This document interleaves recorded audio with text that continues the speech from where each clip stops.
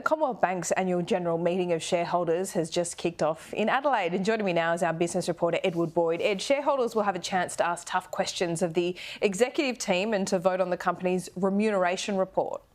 The remuneration report's obviously a big one and a pain point for a lot of investors when they go to these annual general meetings. So the first big AGM was yesterday with Telstra, and there was about 15% of shareholders voted against the remuneration report for Telstra. Now, we might see a similar sort of protest vote today at the Commonwealth Bank AGM. It's just started in Adelaide. The chairman has just spoken, and CBA CEO Matt Comyn speaking now. And basically, he's been talking about how the economy is still sort of recovering from some of the shocks from the pandemic, but things are getting back on track. Inflation is getting back down to the target band for the Reserve Bank, and rates, the CBA still believe they could be falling before the end of this year. So they've got their rate cut put in for either November or December still. So that's a pretty big bet from the economist team there at the Commonwealth Bank. But this AGM's the second of a lot of big AGMs that are going to be kicking off over the next few weeks. We're going to hear from all of Australia's top companies, and it's a big chance for shareholders to really put those tough questions to the CEOs and to the chairperson of each of these businesses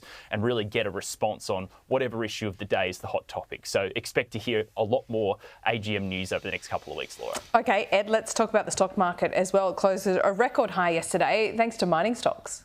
Mining companies have done really well over the past month, particularly the iron ore sector, and it's all thanks to Chinese government officials basically suggesting that they're going to put more stimulus into China's economy, because we know the infrastructure and housing sector in China has been struggling. It's obviously relies on steel. How do they make steel? Well, they use Australian iron ore and coal together to form steel. So iron ore companies have done pretty well over the past month. But today, the stock market has just opened. Let's put up the ASX 200. It closed at a record high yesterday. It's down only 35 points in early trade, and the mining sector has slumped a little bit.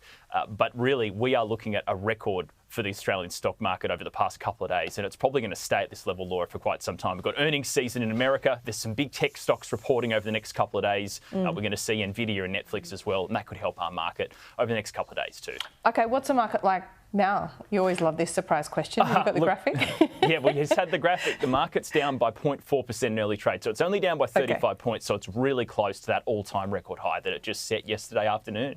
Wow, there you go. OK, Ed, we'll see you soon.